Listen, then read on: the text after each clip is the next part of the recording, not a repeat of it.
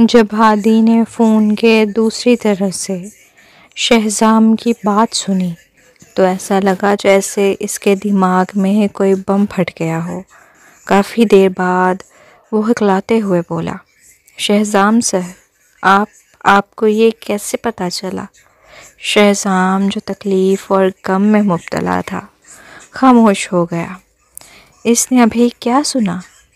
کیا وہ کوئی وہم دیکھ رہا تھا؟ کیا ہادی کے الفاظ کا وہی مطلب تھا جو وہ سمجھ رہا تھا؟ حالانکہ شہزام نے زندگی میں کئی اتار چڑھاؤ دیکھے تھے، لیکن اس لمحے وہ بالکل سن ہو گیا تھا، یہاں تک کہ بولنا بھی بھول گیا۔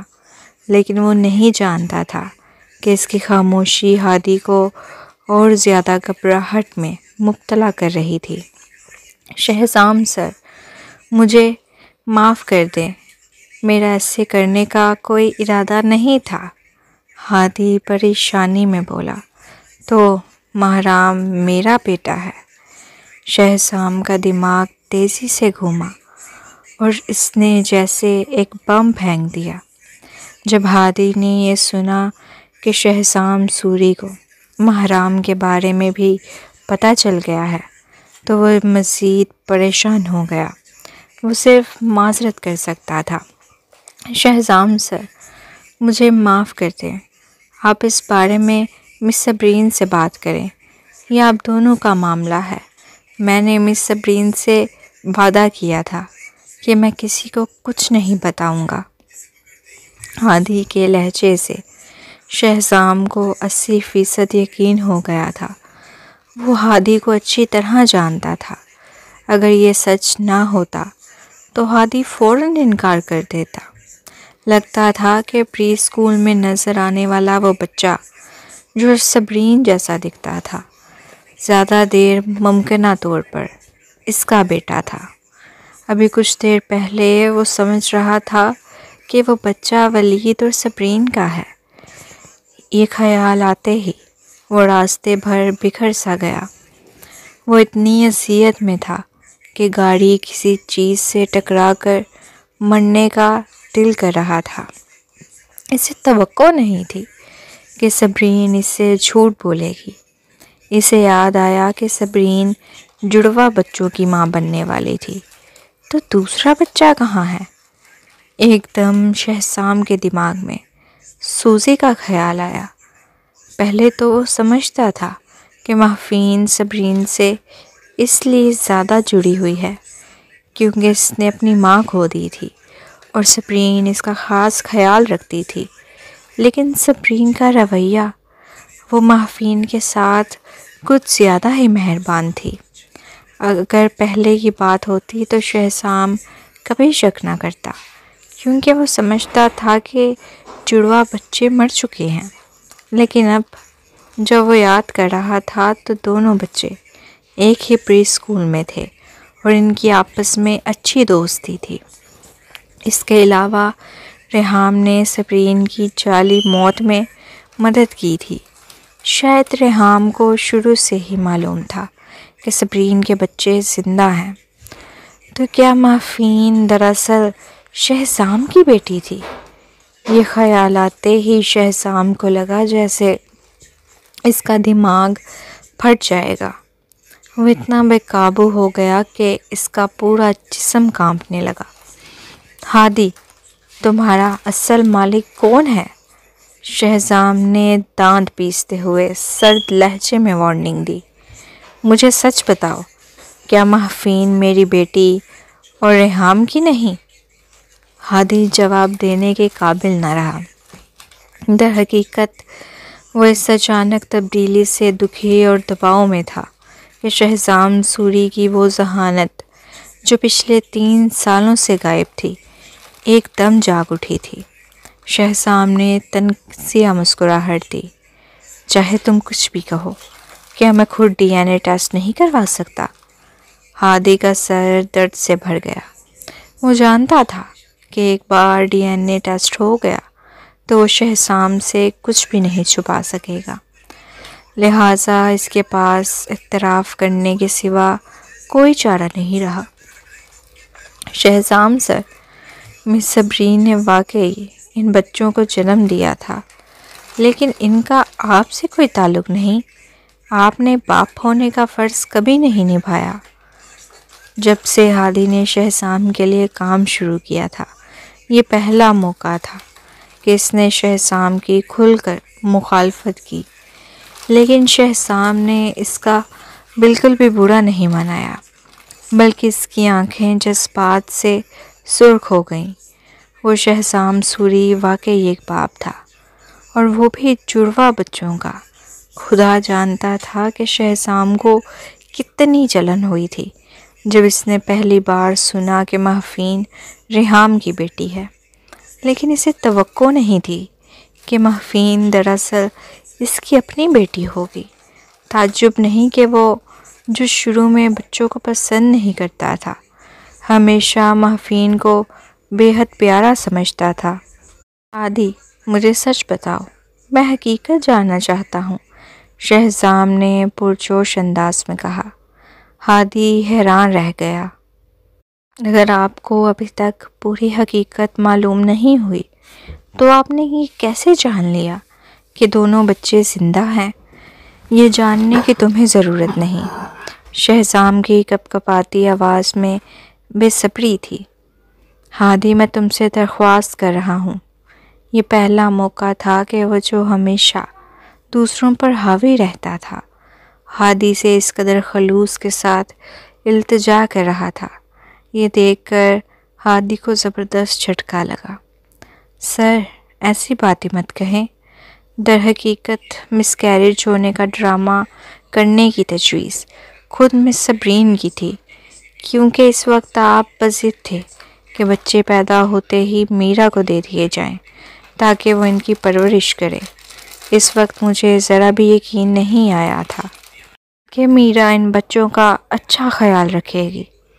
مجھے ڈر تھا کہ وہ بچے بھی آپ کے بچپن جیسے دوسرے اور تیسرے ورژن بن جائیں گے۔ اسی لیے میں نے مس صبرین کی درخواست مان لی، لیکن میں اکیلا یہ سب نہیں کر سکتا تھا، اس لیے ریحام سر نے بھی مداخلت کی۔ ہادی نے ایک اور گہری سانس لی اور بولا، در حقیقت جس شخص کا آپ کو شکر گزار ہونا چاہیے وہ ریحام سر ہیں۔ انہوں نے ہی مس صبرین کو بیرون ملک بھیجا اور بہترین ڈاکٹروں کا بندوبست کیا تاکہ بچوں کو بچایا جا سکے۔ آپ نہیں جانتے، لیکن ان بچوں کی حالت بہت خراب تھی، کیونکہ اس وقت مس صبرین کو زبردستی بڑی مقدار میں اینٹی سائیکوٹک ادویات دی جا رہی تھیں۔ مس صبرین کو بیرون ملک پہنچنے کے بعد کئی ماہ اسپتال میں رہنا پڑا۔ بچے بھی قبل از وقت پیدا ہوئے تھے۔ وہ 2 ماہ تک انکیوبیٹر میں رہنے کے بعد زندہ بچ سکے۔ شہزام یہ سب سنتے ہی ایسا محسوس کرنے لگا جیسے اس کا دل بند ہونے والا ہو۔ یہ حقیقت سامنے آئی کہ صبرین اور بچوں نے اس سے کہیں زیادہ تکالیف برداشت کی جتنا وہ سوچ سکتا تھا۔ تعجب نہیں کہ وہ اس سے اس قدر نفرت کرتی تھی۔ وہ واقعی ایک سنگ دل انسان تھا۔ وہ ہمیشہ ریحام پر غصہ کرتا تھا، لیکن حقیقت میں وہ خود ریحام کے برابر بھی نہیں تھا۔ ہادی نے کہا، شہزام سر، سچ کہوں تو آپ کے اس وقت کے اعمال نے مجھے بھی غصے میں مبتلا کر دیا تھا۔ یہ اور بات تھی کہ آپ میرا کے ساتھ رہنا چاہتے تھے، لیکن مس صبرین کو اس قدر تکلیف کیوں دی؟ آپ نے تو یہاں تک چاہا کہ ان سے ان کے بچے چھین لیے جائیں۔ یہ بہت بڑی زیادتی تھی۔ شہزام کو مزید شرمندگی محسوس ہوئی۔ ماضی کو یاد کر کے اسے احساس ہوا کہ وہ کتنا ظالم اور پاگل ہو گیا تھا، جیسے کسی شیطانی اثر کے زیر اثر ہو۔ اگر صبرین اس وقت اس کے سامنے ہوتی تو وہ یقیناً اس کے سامنے گھٹنے ٹیک کر معافی مانگتا۔ در حقیقت میں شروع سے جانتا تھا کہ مہفین آپ کی بیٹی ہے، لیکن میں نے آپ کو اس لیے نہیں بتایا کیونکہ مجھے معلوم تھا کہ اگر میں نے یہ بات ظاہر کر دی تو آپ یقیناً اس بچے کو مس صبرین کے خلاف ہتھیار کے طور پر استعمال کرتے یا ان سے چھین لیتے اور یہ ان کے ساتھ ناانصافی ہوتی۔ ہادی نے افسوس سے کہا، سر، میں دل سے امید کرتا ہوں کہ آپ ان بچوں کو مس صبرین سے چھیننے کی کوشش نہ کریں۔ آپ کو اندازہ بھی نہیں کہ ان بچوں کے لیے مس صبرین نے کتنی تکلیفیں برداشت کیں۔ آپ نے تو ان کی پرورش تک نہیں کی۔ آپ کا سارا پیسہ میرا پر خرچ ہوتا رہا۔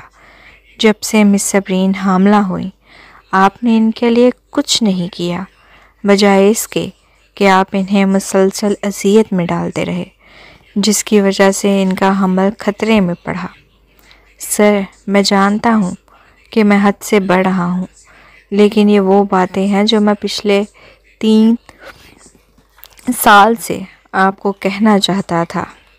ہادی، میں تمہیں قصوروار نہیں ٹھہراتا، شہزام نے بھاری آواز میں کہا، بلکہ میں تمہارا شکر گزار ہوں۔ شکریہ، فکر مت کرو، میں بچوں کو اس سے چھیننے کا کوئی ارادہ نہیں رکھتا، میرا اس پر کوئی حق نہیں، لیکن اب میں اپنی باقی زندگی ان 2 بچوں کے لیے وقف کروں گا اور اپنی غلطیوں کا ازالہ کروں گا۔ ہادی نے ایک طویل سانس لے کر سکون کا اظہار کیا۔ پھر شہزام نے اچانک کہا، گاڑی لے کر آؤ، ہمیں مسٹر گارسون کے پاس جانا ہے۔ ہادی حیران رہ گیا۔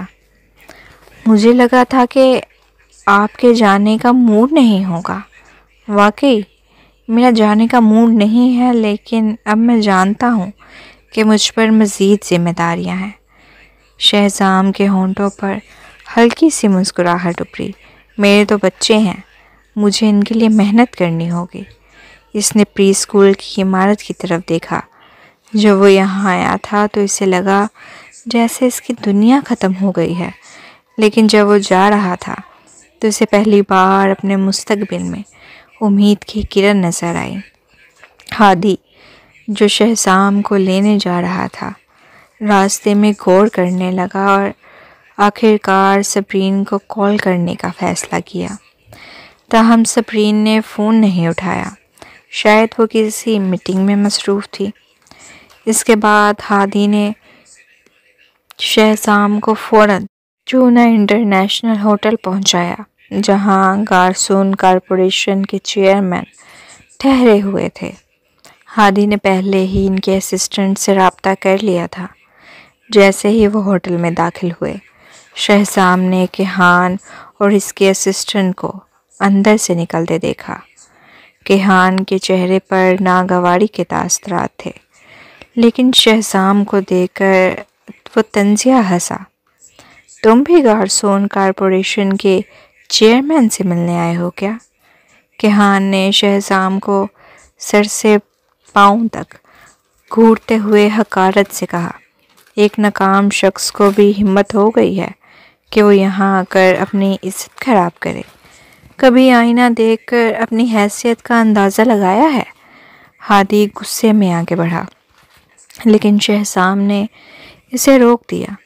اس کی آواز میں ٹھنڈک تھی۔ کیہان، میں تمہیں مشورہ دیتا ہوں کہ اپنی حد میں رہو۔ ہر بار قسمت تمہارا ساتھ نہیں دے گی کہ کوئی تمہارے لیے محنت کرے اور تم پھل کھاؤ۔ کیہان کی آنکھوں میں ایک لمحے کے لیے تبدیلی آئی، لیکن پھر وہ طنزیہ مسکرایا۔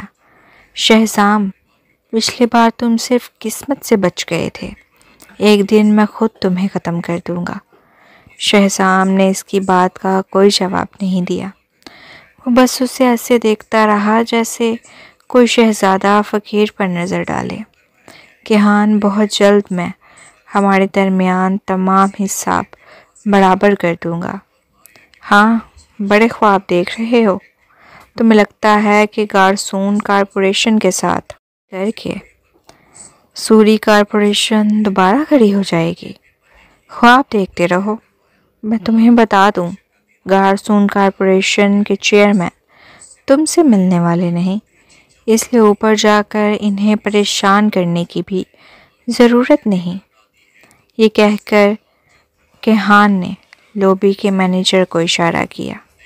مینیجر فوراً حاضر ہوا اور چاپلوسی بھرے انداز میں پوچھا، صدر کے ہاں کوئی خدمت؟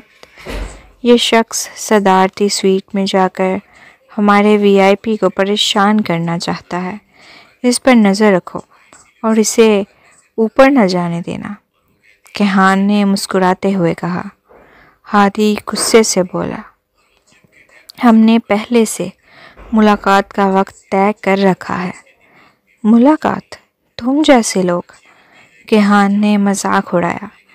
جھوٹ مت بولو، آسٹریلیا کے بڑے بڑے صنعت کار اس چیئرمین سے ملنے آئے تھے، لیکن سب کو انکار کر دیا گیا۔ تمہاری ملاقات کیسے طے ہو گئی؟ یہ سن کر مینیجر نے فوراً سنجیدہ ہو کر کہا، براہ کرم ہمارے ہوٹل کے وی آئی پی کو پریشان نہ کریں، فوراً چلے جائیں۔ سنا تم نے؟ اب تمہیں جانا نہیں چاہیے، کیہان نے مذاق اڑاتے ہوئے کہا۔ مینیجر، مجھے لگتا ہے کہ یہ لوگ خود سے نہیں جائیں گے، بہتر ہے سیکیورٹی بلا کر انہیں باہر نکال دو۔ ہادی کو شدید غصہ آیا۔ وہ شہزام جو پہلے اچھے موڈ میں تھا اب غصے میں آ گیا۔ اس نے نفاست سے سلا ہوا سوٹ پہنا ہوا تھا، لیکن اس کی شخصیت سے ایک سرد لہجہ خارج ہو رہا تھا۔ جب اس کی نظریں ایکس رے مشین کی طرح مینیجر پر پڑیں تو وہ بے اختیار کانپ گیا۔ اسی لمحے ایک درمیانی عمر کا آدمی لفٹ سے باہر آیا۔ جیسے ہی اس نے شہزام اور ہادی کو دیکھا، وہ مسکرا کر بولا، صدر شہزام، آپ ابھی تک اوپر کیوں نہیں گئے؟ ہمارے چیئرمین آپ کا انتظار کر رہے ہیں۔ شہزام یہ دیکھ کر چونک گیا۔ یہ تم ہو؟ یہ وہی آدمی تھا جو شہزام کی گاڑی سے تقریباً ٹکرا گیا تھا جب وہ محفین کے ساتھ جا رہا تھا۔ اس وقت رولز رائس میں جو آدمی اگلی سیٹ پر بیٹھا تھا وہی شاید گارسون کارپوریشن کا پراسرار چیئرمین تھا۔ جی ہاں، میں ہی ہوں، ڈرائیور مسکراتے ہوئے بولا، اور پھر کیہان اور اس کے ساتھیوں کی طرف نظر ڈالی۔ کیہان نے بھی اسے پہچان لیا۔ یہی شخص تھا جس نے اسے کچھ دیر پہلے روکا تھا جب وہ چیئرمین سے ملاقات کے لیے اوپر جا رہا تھا۔ اب یہ سوچ کر کہ چیئرمین واقعی شہزام سے ملنے والا تھا، کیہان کا چہرہ سبز پڑ گیا۔ جب میں اوپر گیا تھا تم نے کہا تھا کہ چیئرمین یہاں نہیں ہے۔ کیا تمہارا چیئرمین نہیں جانتا کہ شہزام کون ہے؟ سوری کارپوریشن اب وہ پہلے جیسی نہیں رہی، وہ تباہی کے دہانے پر ہے، جبکہ ہم بٹ فیملی اس وقت آسٹریلیا کی سب سے بڑی کارپوریشن ہے۔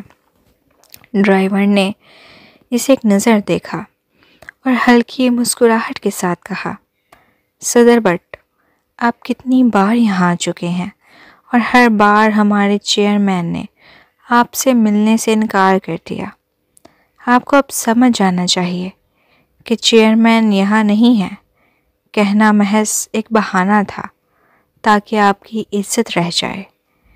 شہزام نے طنزیہ نظروں سے کیہان کو دیکھا اور کہا، کچھ لوگ خود کو حد سے زیادہ اہم سمجھنے لگتے ہیں۔ کیہان غصے سے تلملا گیا۔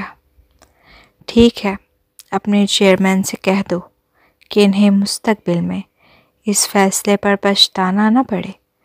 یہ کہہ کر وہ تیزی سے وہاں سے نکل گیا۔ مینیجر، وہ جو درمیان میں پھنس گیا تھا، اچانک شرمندہ نظر آنے لگا۔ مجھے معاف کر دیں، میں نے سوچا تھا، ہادی نے طنزیہ ہنسی کے ساتھ کہا، چونکہ تم کیہان کے حکموں پر اتنی اچھی طرح عمل کرتے ہو تو تمہیں یہاں مینیجر نہیں ہونا چاہیے، تمہیں بٹ کارپوریشن میں نوکری کے لیے انٹرویو دینا چاہیے۔ میں تمہارے سینئرز کو تمہاری حرکت کے بارے میں ضرور اطلاع دوں گا۔ جیسے ہی ہادی نے بات مکمل کی، وہ شہزام کے ساتھ اوپر چلا گیا۔ جب وہ صدارتی سویٹ کے دروازے پر پہنچے تو ڈرائیور نے ہادی کو روک دیا۔ معاف کیجیے، ہمارے چیئرمین صرف شہزام سوری سے ملاقات کریں گے۔ شہزام کی آنکھوں میں شبا کی ایک جھلک آئی، پھر وہ اندر چلا گیا۔ کالے چمڑے کے صوفے پر ایک مضبوط جسم والا آدمی بیٹھا تھا، جس نے گہرے نیلے رنگ کا باتھ روب پہن رکھا تھا۔ وہ شخص 50 کے آس پاس عمر کا لگ رہا تھا۔ اس کے نقوش مردانہ اور واضح تھے، لیکن افسوس کہ اس کے چہرے پر ایک گہرا زخم تھا۔ یہ زخم اس کے چہرے کے ایک حصے کو خوفناک بنا دیتا تھا، جبکہ دوسرا حصہ اب بھی پرکشش تھا۔ اس لمحے اس کی انگلیوں میں ایک سگریٹ دبی ہوئی تھی، اور اس کی گہری نظریں دھوئیں کے پار شہزام کو دیکھ رہی تھیں۔ شہزام نے اس شخص کو غور سے دیکھا۔ اسے کہیں نہ کہیں جانا پہچانا لگا، مگر یاد نہیں آ رہا تھا۔ کیا ہم پہلے مل چکے ہیں؟ شہزام نے شک و شبہ سے پوچھا۔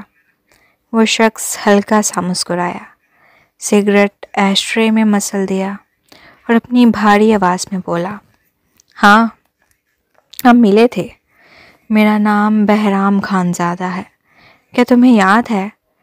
بہرام خان زادہ، یہ وہ نام تھا جو شہزام نے بہت عرصے سے نہیں سنا تھا۔ اتنا عرصہ گزر چکا تھا کہ وہ اس شخص کو تقریباً بھول ہی گیا تھا۔ وہ بھول گیا تھا کہ اگر وہ شخص نہ ہوتا تو اس کا وجود بھی نہ ہوتا۔ بچپن میں وہ ہمیشہ دعا کرتا تھا کہ وہ آدمی واپس آ جائے، مگر وہ انتظار کرتا رہا، یہاں تک کہ مایوس ہو گیا۔ آخر کار اس نے اپنے بل پر جینا سیکھ لیا۔ شہزام نے اس شخص کی طرف دیکھا۔ اس کا چہرہ پرسکون تھا، لیکن اس کے دل میں طوفان اٹھ رہے تھے۔ کچھ دیر کی خاموشی کے بعد اس نے بڑی مشکل سے کہا، تم کیوں واپس آئے ہو؟ میں نے تو کب کا سمجھ لیا تھا کہ تم مر چکے ہو۔ بہرام کی باز کی امانت گہری آنکھوں میں شدید پشیمانی کی جھلک تھی۔ شہزام، میں معذرت خواہ ہوں۔ تمہیں معافی مانگنے کی ضرورت نہیں، میرا کوئی باپ نہیں ہے۔ شہزام نے بے رحمی سے اس کی بات کاٹ دی۔ اس کی آنکھوں میں شدید نفرت کی چمک تھی۔ میرا باپ تو تب ہی مر گیا تھا جب میں بچہ تھا۔ یہ کہہ کر اس نے پلٹ کر دروازے کی طرف قدم بڑھا دیے۔ وہ اس شخص کے ساتھ ایک لمحہ بھی گزارنا نہیں چاہتا تھا۔ اس دن پہلے ہی اس پر بہت کچھ آشکار ہو چکا تھا۔ اچانک پتہ چلا کہ اس کا ایک بیٹا اور ایک بیٹی ہے، اور اب اس کا وہ باپ جو 20 سال سے لاپتہ تھا اچانک واپس آ گیا تھا۔ ہاں، اسے بس تنہائی میں کچھ وقت درکار تھا۔ لیکن پیچھے سے بہرام کی دکھی آواز ابھری، شہزام، مجھے تب جانا پڑا تھا۔ اگر میں نہ جاتا تو تمہاری جان چلی جاتی۔ شہزام کے قدم رک گئے۔ وہ حیرت زدہ ہو کر پلٹا اور بہرام کی جانب دیکھا۔ بہرام نے گہری سانس لی، پھر آگے بڑھ کر شہزام کے کندھے پر ہاتھ رکھا۔ اس سال آفتاب نے مجھے دھمکی دی تھی، اگر میں غائب نہ ہوتا تو وہ تمہیں قتل کروا دیتا۔ وہ آیا جو تمہاری دیکھ بھال کرتی تھی، اس کے لیے کام کرتی تھی۔ شہزام کو جھٹکا لگا۔ کیا آپ آیا ویلا کی بات کر رہے ہو؟ بہرام نے اثبات میں سر ہلایا۔ میں تمہیں اپنے ساتھ لے جانا چاہتا تھا، لیکن اس وقت سوری فیملی بہت طاقتور تھی اور میرے پاس کوئی حیثیت یا طاقت نہیں تھی۔ میں سوری فیملی کے خلاف کیسے جا سکتا تھا؟ اس کے علاوہ میری ایک بوڑھی ماں تھی۔ میں نے پہلے اپنی ماں کو بیرون ملک لے جا کر بسانے کا فیصلہ کیا، اور بعد میں تم سے رابطہ کرنے کا سوچا، لیکن جب میں بیرون ملک پہنچا تو آفتاب کے آدمی میرے پیچھے لگ گئے۔ شہزام حیران رہ گیا۔ اس نے کبھی تصور بھی نہیں کیا تھا کہ آفتاب 20 سال پہلے ہی اپنی سازشیں بنتا آ رہا تھا۔ وہ آپ کا پیچھا کیوں کر رہا تھا؟ کیا میری ماں نے خود اپنی مرضی سے اس کے ساتھ رہنے کا فیصلہ نہیں کیا تھا؟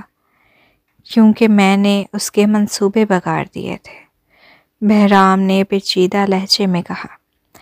30 سال پہلے علینا، آفتاب اور میں ایک ہی یونیورسٹی میں پڑھتے تھے۔ تمہاری ماں اس وقت یونیورسٹی کی سب سے حسین لڑکی تھی، ہر لڑکے کی دل کی ملکہ تھی، جبکہ میں ایک عام متوسط طبقے کے گھرانے سے تعلق رکھنے والا طالب علم تھا۔ ہماری ملاقات اسٹوڈنٹ کونسل کے ذریعے ہوئی، لیکن آفتاب کا خاندانی پس منظر مجھ سے بہتر تھا۔ ایک پارٹی کے دوران اس نے تمہاری ماں کے مشروبے میں نشہ آور دوائی ملا دی۔ شہزام کی بھویں تن گئی۔ لیکن موم تو ہمیشہ کہتی تھی کہ آپ نے ہی اس وقت گھٹیا طریقے اپنائے تھے۔ میں نے کبھی تمہاری ماں کے مقام و مرتبے کا فائدہ اٹھانے کا سوچا بھی نہیں، سمجھ آئی؟ بہرام نے سرد لہجے میں کہا۔ یہ آفتاب کی چال تھی، لیکن غلطی سے میں نے وہ ڈرنک پی لی، اور اسی وقت آفتاب کسی اور مصروفیت میں پھنس گیا۔ اس کے بعد تم دنیا میں آئے اور سوری فیملی نے مجھے شادی کے لیے مجبور کر دیا۔ شہزام نے پیشانی پر شکن ڈال لی۔ وہ جانتا تھا کہ بعد میں کیا ہوا تھا۔ اگرچہ بہرام کے گھر کے مالی حالات اچھی نہیں تھی، لیکن وہ اس سال کے کالج انٹری امتحان میں اسکالر تھا۔ یونیورسٹی میں اس کے نتائج ہمیشہ بہترین رہے اور اس نے کئی نمایاں ایوارڈز جیتے۔ اس کی اچھی شہرت کی وجہ سے سوری فیملی نے اس شادی پر رضامندی ظاہر کر دی، تو آپ نے آفتاب کے منصوبے بگاڑ دیے۔ بہرام نے سر ہلایا۔ آفتاب کو سوری فیملی میں داماد بن کر آنا تھا، لیکن میری وجہ سے یہ ممکن نہیں ہو سکا۔